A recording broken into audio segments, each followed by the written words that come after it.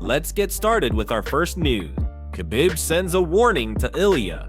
Earlier today, Khabib appeared in an interview with Camille Gods, where he talked about Arman being the best lightweight at the moment. He even mentioned that the UFC is somewhat cautious about Ilia fighting Arman. Khabib said he doesn't see Ilia having a chance, as Arman fights too well at range against strikers. He keeps his distance perfectly, works better with his kicks, and now Arman has improved a lot. Right now, he believes the best lightweight is Arman. Khabib explained that Arman can take people down and has very good ELBOs on the ground. He can grapple, submit, and take the back. According to him, it's about 80 to 20% in Arman's favor. His wrestling, pressure, and physicality all matter. He's almost 10 centimeters taller, heavier, and on fight night, he'll be the bigger man. Wrestling always plays a huge role, especially in fights like this. Ilia has mostly faced strikers and hasn't dealt with that level of wrestling yet.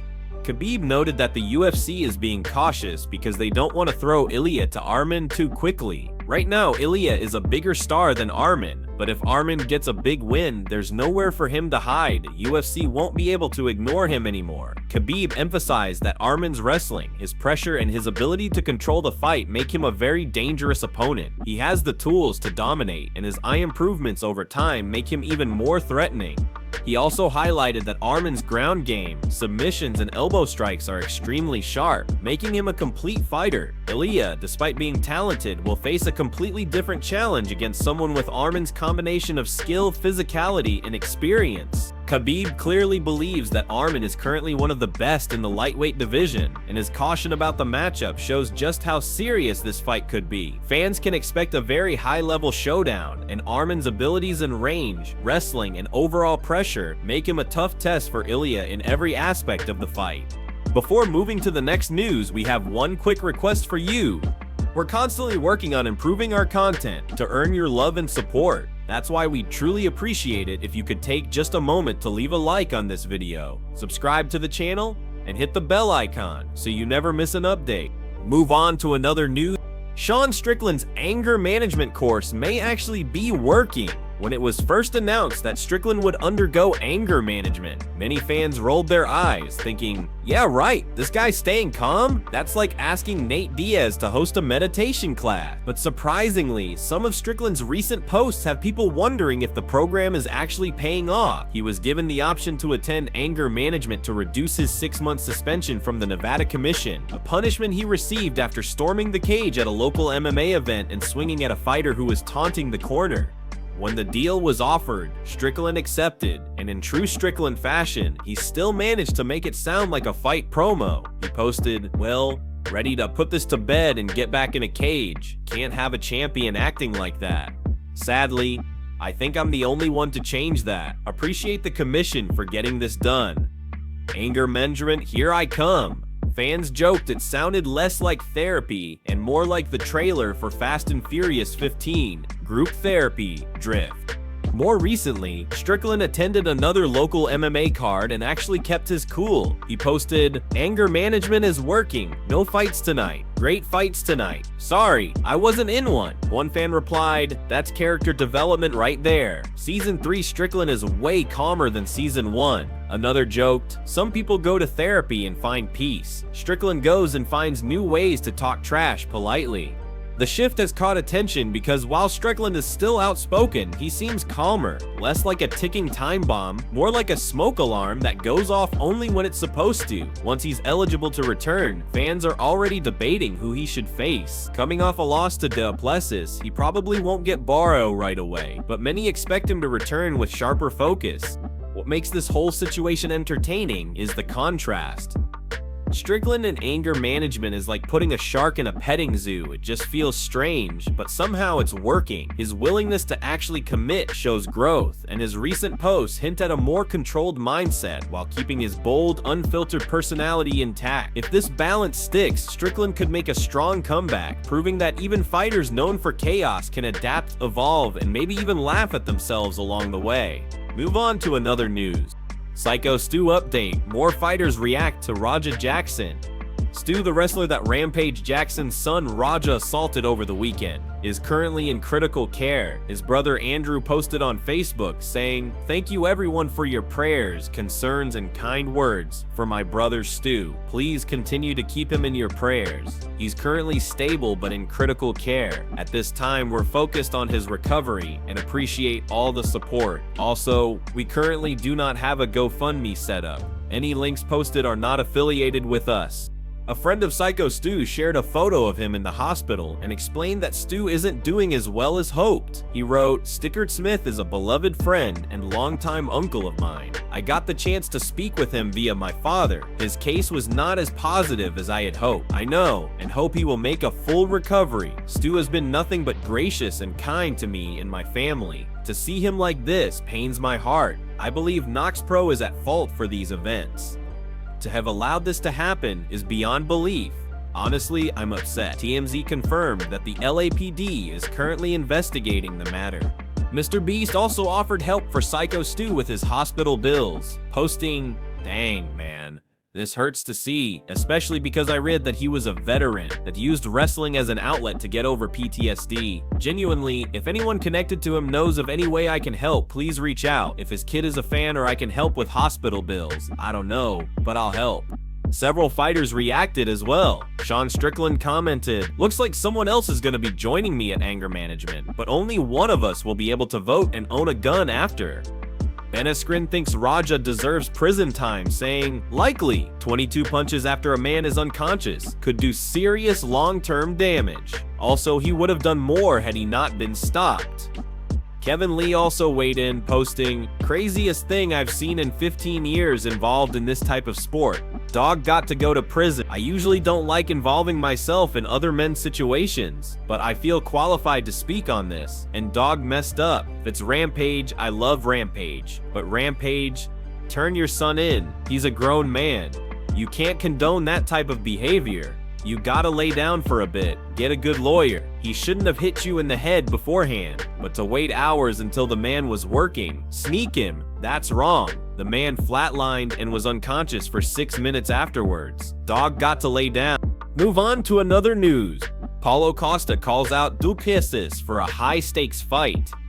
Recently, Paulo Costa spoke during an interview with Submission Radio, announcing that he is ready to compete this year. He mentioned that he still has one more fight scheduled in 2025 before Christmas, and is looking for a big challenge. Costa specifically called out Dricus, describing him as fresh from the belt and extremely unpredictable. He highlighted that Dricus is a tough opponent, making the potential matchup a huge fight for fans. Costa emphasized that facing Duplessis would be an exciting battle, combining high-level striking, pressure, and competitive intensity. He believes it would be one of the most anticipated fights in the division, as both fighters bring a unique skill set to the octagon. Costa has shown confidence in his abilities, expressing that he is prepared to step into the cage and take on Duplessis with full focus and determination.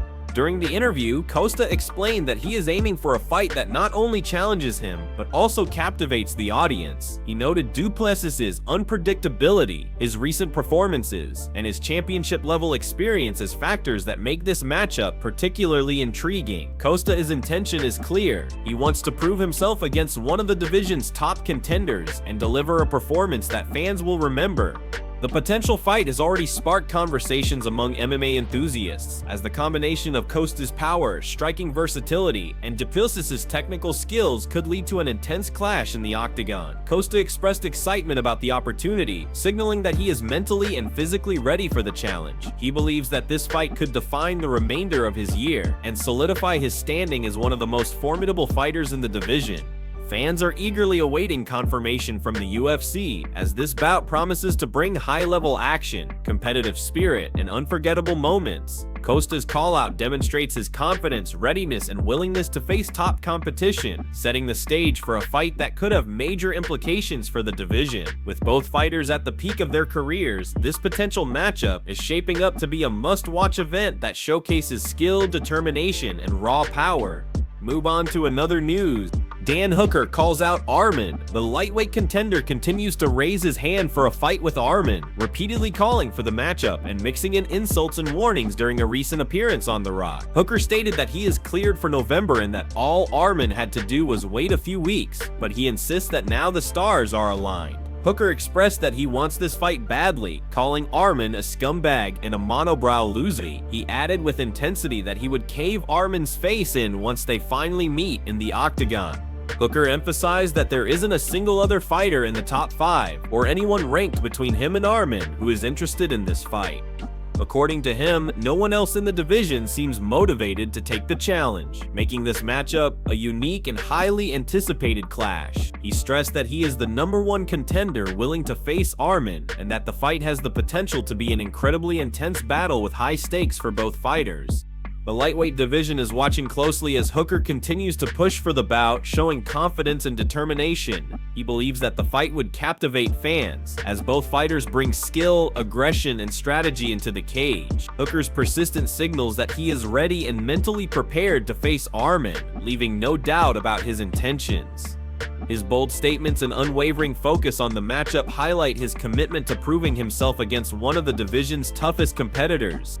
Fans and analysts are intrigued by the potential clash, recognizing that Hooker's striking ability, experience, and relentless pressure could test Arman like never before. The anticipation builds as the UFC evaluates the possibilities and schedules future fights. With Hooker making his intentions clear and showing no hesitation, it appears likely that he may get his wish. This fight promises to deliver high-level action, intense moments, and an unforgettable showdown as Dan Hooker continues to push for his chance against Arman and stakes his claim in the lightweight division.